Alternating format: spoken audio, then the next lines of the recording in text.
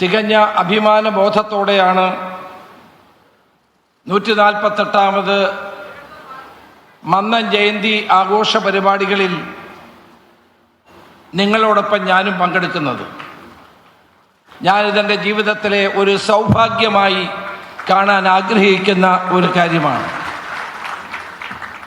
മഹാന്മാരായ നിരവധി വ്യക്തികൾ, രാജീവ് ഗാന്ധി മുതൽ ഡോക്ടർ എസ് രാധാകൃഷ്ണൻ ഉൾപ്പെടെ മുൻ രാഷ്ട്രപതിയായ KR നാരായണനും ശ്രീ K കരുണാകരനും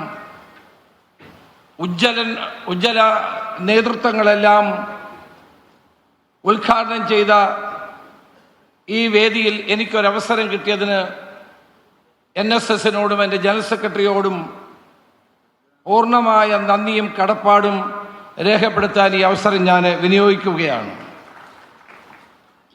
ഈ പ്രൗഢഗംഭീരമായ ചടങ്ങിൻ്റെ ഭാഗമാകാൻ കഴിഞ്ഞത് അങ്ങേയറ്റത്തെ ചാരിതാർത്ഥ്യം എനിക്കുണ്ട്.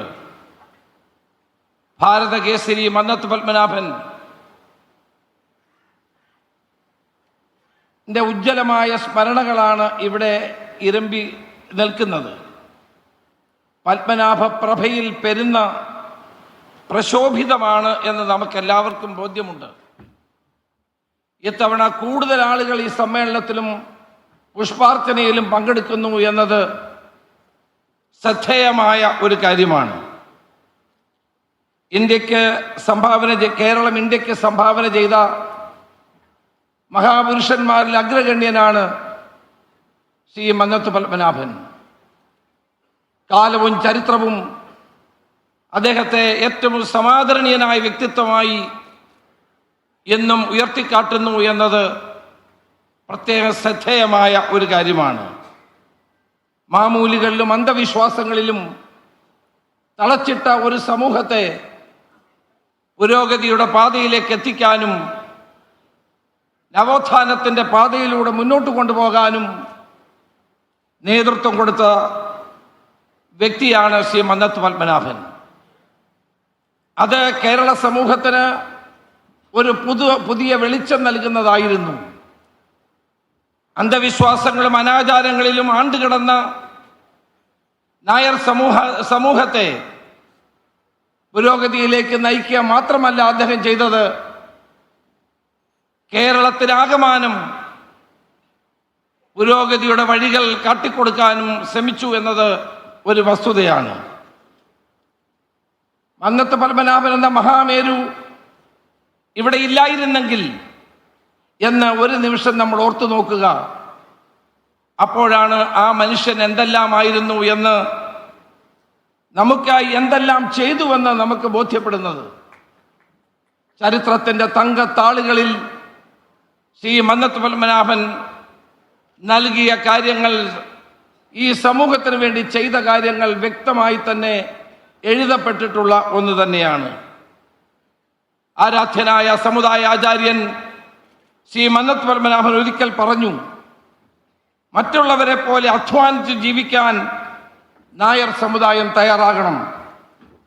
അധ്വാനിച്ച് ആഹാരം കഴിച്ചേ ഉറങ്ങാവൂ എന്ന നിശ്ചയം സമൂഹത്തിലെ ആണിനും പെണ്ണിനും ഉണ്ടായാൽ നമ്മൾ രക്ഷപ്പെടും. ഇതാണ് സമുദായ ആചാര്യൻ സമൂഹത്തോട് ഉറക്കെ വിളിച്ചു പറഞ്ഞത്. അധ്വാനിക്കാൻ പറഞ്ഞു, മറ്റുള്ളവരെ പോലെ അധ്വാനിച്ച് ജീവിക്കാനും അതോടൊപ്പം തന്നെ ആണും പെണ്ണും ഒരുപോലെ അധ്വാനിച്ച് ജീവിക്കാനുമാണ് നമ്മളെ അദ്ദേഹം പഠിപ്പിച്ചത്. സ്വന്തം സമുദായത്തിൻ്റെ ശക്തി ദൗർബല്യങ്ങൾ പൂർണ്ണമായി ഉൾക്കൊണ്ടിരുന്ന ആചാര്യനായിരുന്നു മന്നത്ത് പത്മനാഭൻ. ഒരുപക്ഷെ സ്വന്തം സമുദായത്തിൻ്റെ ശക്തി ദൗർബല്യങ്ങൾ ഇത്രയും ആഴത്തിൽ മനസ്സിലാക്കിയ മറ്റൊരു വ്യക്തിയെ നമുക്ക് കാണാൻ സാധ്യമല്ല. മാറ്റം ഓരോ വ്യക്തിയിലും കുടുംബത്തിലും ഉണ്ടാകണമെന്ന് അദ്ദേഹം ആഗ്രഹിച്ചു. ഓരോ വ്യക്തിയുടെയും പുരോഗതിയിലൂടെ മാത്രമേ സമുദായത്തിനും സമൂഹത്തിനും പുരോഗതി ഉണ്ടാകൂ എന്ന് ശരിയായ നിലയിൽ വിലയിരുത്തിയ വ്യക്തിയാണ് ശ്രീ മന്നത്ത് പത്മനാഭൻ.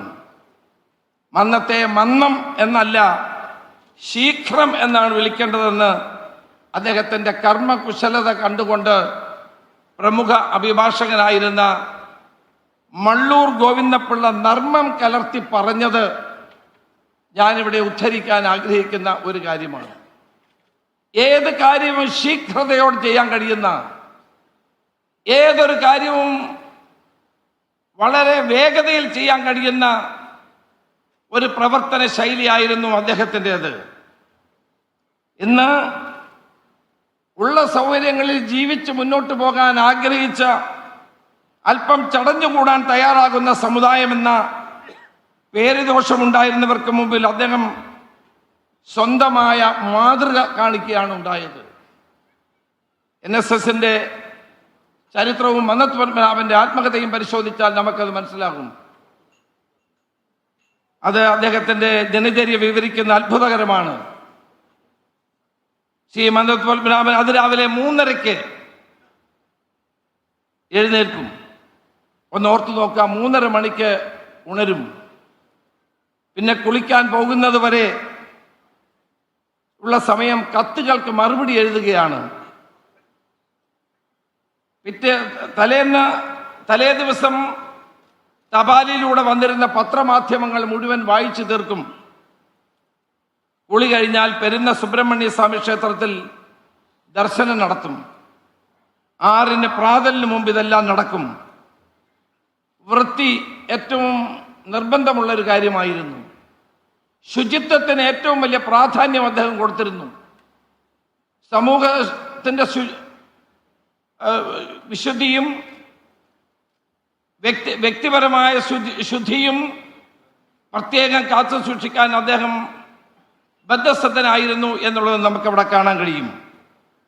മുഷിഞ്ഞ വസ്ത്രം ധരിച്ച് മകന്റെ അടുത്ത് ചെല്ലാൻ അമ്മയ്ക്ക് പോലും മടിയായിരുന്നത്രേ. അതായിരുന്നു മന്നത്ത് പത്മനാഭൻ. അകവും പുറവും സൗന്ദര്യമുള്ള ഒരു മഹാപുരുഷനായിരുന്നു ശ്രീ മന്നത്ത് പത്മനാഭൻ എന്ന് അദ്ദേഹത്തിൻ്റെ ചരിത്രം വായിക്കുന്ന ഏതൊരാൾക്കും ബോധ്യമുള്ള ഒരു കാര്യമാണ്. ഈ അടുത്ത സമയത്താണ് ചങ്ങനാശ്ശേരി NSS ഹിന്ദു കോളേജിലെ പ്രിൻസിപ്പലായിരുന്ന doctor Sujatha living beyond the ages എന്ന് പറഞ്ഞ് മന്നത്ത് പത്മനാഭനെ പറ്റി ഇംഗ്ലീഷിലൊരു പുസ്തകം ഇറക്കുകയുണ്ടായി. എന്നോട് പലരും ആ പുസ്തകത്തെ പറ്റി പറഞ്ഞ് എനിക്ക് വായിക്കാൻ അവസരം കിട്ടിയില്ല. ആ പുസ്തകം മലയാളം അറിയാത്ത മറുനാടൻ മലയാളികൾക്കും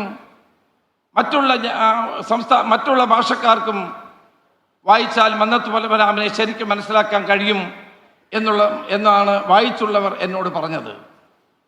അന്ധവിശ്വാസങ്ങളിൽ നിന്നും അനാചാരങ്ങളിൽ നിന്നും സ്വസമുദായത്തെ മോചിപ്പിക്കുന്നതിനും അദ്ദേഹം മാതൃക കാണിക്കുകയുണ്ടായി. വൈക്കം സത്യാഗ്രഹം സമയത്തെ നമുക്കൊരു സംഭവം ഓർമ്മിക്കാം. വൈക്കം സത്യാഗ്രഹം കേരളത്തിൻ്റെ നവോത്ഥാന ചരിത്രത്തിലെ ഉജ്ജ്വലമായ ഒരു അധ്യായമാണ്.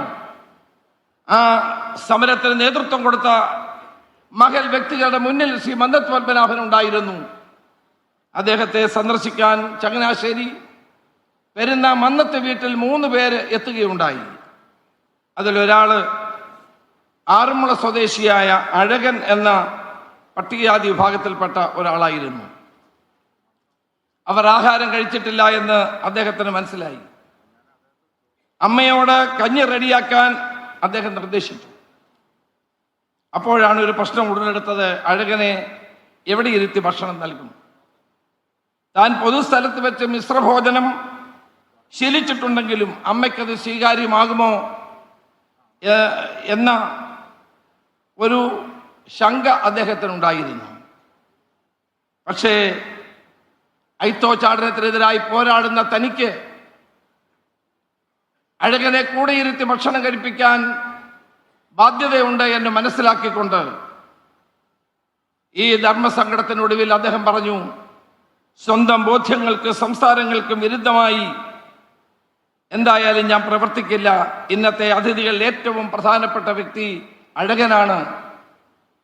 അതുകൊണ്ട് തന്നെ അഴകനോടൊപ്പം എല്ലാവരും ഒരുമിച്ചിരുന്ന് ഭക്ഷണം കഴിക്കണമെന്ന് അദ്ദേഹം അമ്മയെ ബോധ്യപ്പെടുത്തി. നിലത്ത് വിരിച്ച പായിൽ തൊട്ടടുത്ത് അഴകനെ ഇരുത്തി മന്നവും അദ്ദേഹത്തോടൊപ്പം കഞ്ഞി കുടിച്ചു. ഭക്ഷണം കഴിഞ്ഞ് പാത്രമെടുക്കാൻ ഭാവിച്ച അഴകനെ അദ്ദേഹം തടഞ്ഞു. മന്നം തന്നെ പാത്രമെടുക്കാൻ ശ്രമിച്ചപ്പോഴും അമ്മ അദ്ദേഹത്തെ തടഞ്ഞുകൊണ്ട് ആ പാത്രം അമ്മ കഴുകി വൃത്തിയാക്കി. ആ കാലഘട്ടത്തിൽ ഓർക്കാൻ പോലും ചിന്തിക്കാൻ പോലും കഴിയാത്ത ഒരു സംഭവമായിരുന്നു ഇത്.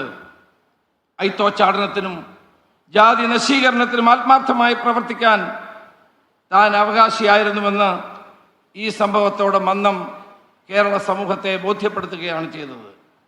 അപ്പോൾ സ്വയം മാതൃക തീർത്താണ്, മറ്റുള്ളവരെ കേവലം ഉപദേശിക്കുകയല്ല, സ്വജീവിതത്തിൽ ഇത്തരം കാര്യങ്ങൾ പകർത്തി സ്വയം മാതൃക തീർത്താണ് അദ്ദേഹം സമുദായ പരിഷ്കരണത്തിന് വേണ്ടി ഇറങ്ങിയത് എന്ന് ഈ സംഭവത്തിൽ നിന്ന് നമുക്ക് വ്യക്തമാകുന്ന കാര്യമല്ലേ. അസാധാരണമായ കർമ്മകുശലത അദ്ദേഹത്തിനുണ്ടായിരുന്നു. മറ്റാർക്കുമില്ലാത്ത വിചാരങ്ങളും ചിന്തകളും അദ്ദേഹത്തെ ഭരിച്ചിരുന്നു. അദ്ദേഹം സമൂഹത്തിന് വേണ്ടിയും സമുദായത്തിന് വേണ്ടിയും ജീവിതം ഒഴിഞ്ഞു വെച്ച വ്യക്തിയാണ്. സ്കൂൾ അധ്യാപകനായിരുന്നു, ജോലി വേണ്ടെന്ന് വെച്ചു. വക്കീൽ പണിയിൽ ചേർന്നു, ചങ്ങനാശ്ശേരി ബാറിൽ വക്കീലന്മാരുടെ സംഘടന ഉണ്ടാക്കി പ്രവർത്തിച്ചു, അതും വേണ്ടെന്ന് വെച്ചു.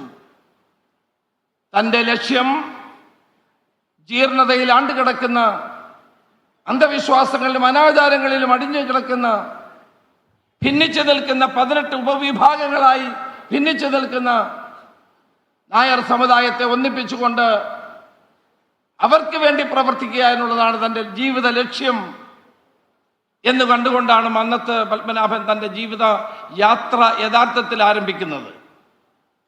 സ്കൂൾ വിദ്യാഭ്യാസം പൂർത്തിയാക്കാൻ കഴിയാതെ പോയ ആ മനുഷ്യൻ തൻ്റെ ജീവിതകാലത്ത് 154 സ്കൂളുകൾ ഉണ്ടാക്കി, 28 കോളേജുകൾ ഉണ്ടാക്കി, 11 ആശുപത്രികൾ ഉണ്ടാക്കി. മാത്രമല്ല 5000 ഹെക്ടറിലധികം ഭൂമി, തോട്ടഭൂമി NSSന് വേണ്ടി സമ്പാദിച്ചു. മന്നത്ത് പത്മനാഭൻ കർമ്മയോഗിയായ കുലപതി എന്ന പുസ്തകത്തിൽ ആമുഖത്തിൽ കവി വിഷ്ണുനാരായണൻ നമ്പൂതിരിയുടെ നിരീക്ഷണം വളരെ ശ്രദ്ധേയമാണ്.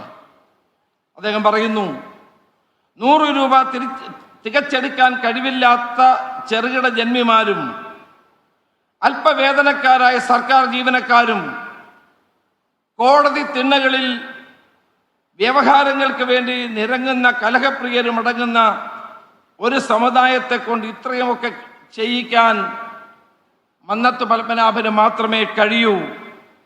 പണം എങ്ങനെ വന്നു ചേരുന്നു എന്നത് അദ്ദേഹത്തിൻ്റെ ശുഭാപ്തി വിശ്വാസം സഹപ്രവർത്തകരെ ശുഭാപ്തി വിശ്വാസികളാക്കി മാറ്റി. ഒരു യഥാർത്ഥ നേതാവിന് മാത്രമേ ഇത്തരം കാര്യങ്ങൾ ചെയ്യാൻ കഴിയൂ.